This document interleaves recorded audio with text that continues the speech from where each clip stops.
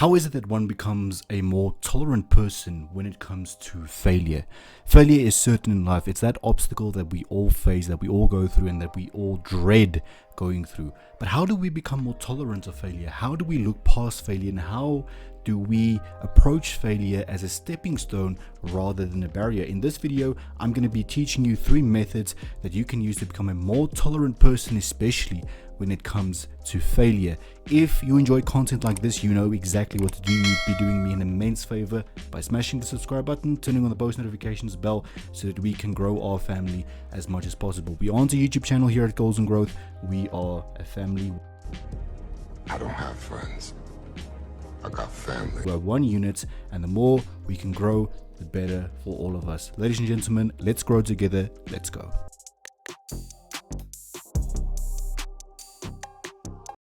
The first hurdle that we need to overcome, and that will allow us to see failure as a stepping stone, is to not view it as permanent defeat. You need to accept the fact that failure is part of life. It's going to be part of your journey forever. There's never going to be an easy year, an easy week, or probably even an easy few days. If you're lucky enough, you might have a peaceful day here and there. But if you're on a journey to better yourself every single day, it is essential that you expect failure to occur. You need to be ambitious, yes, but you also need to be realistic in the sense that you don't need to have the false idea that nothing can get to you, that you're not prone to failure, because everybody's prone to failure and everybody's going to be exposed to failure no matter how perfect you try and be, no matter how hardworking, how disciplined and how consistent. Failure is going to hit you in the face. But it is essential that you view this as an opportunity to better yourself. It's not a permanent defeat. You've lost the battle, but you have not lost the war yet.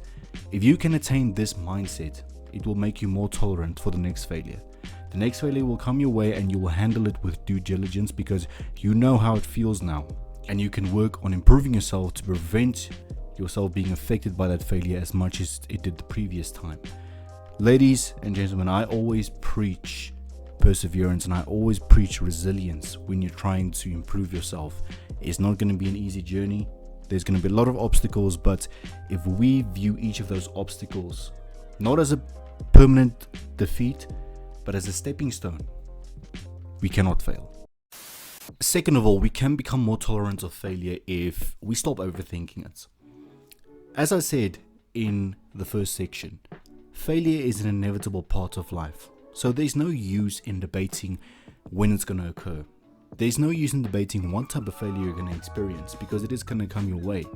But you wasting your energy on thinking about it is not going to bring you anywhere. In fact, it might make you more fearful, and that particular failure might hit you even harder than it was supposed to. Instead of overthinking it, instead of waiting for it to come, instead of speculating on what type of failure is coming and when it's coming, take it as it comes to you. Accept it when it comes to you.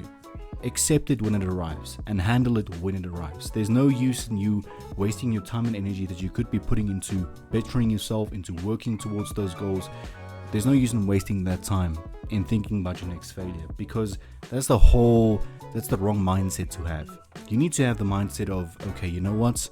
I'm going to be working hard, I'm going to be staying disciplined, and I am going to be giving 100% every single day. But if failure comes, it is what it is and I'll handle it. Instead of thinking about only the failure and only the negative things that can happen and then neglecting the capabilities you have to really reach a positive outcome. There's no use in flooding your brain with negativity, flooding your brain with pessimism, because that is going to be more detrimental to your progress and to your success than an actual failure would be. So it's all about mindset. It's all about accepting the failure and handling it when it comes your way instead of speculating about it. We've discussed the fact that failure is an inevitable part of life. We've discussed the fact that we should not overthink failure.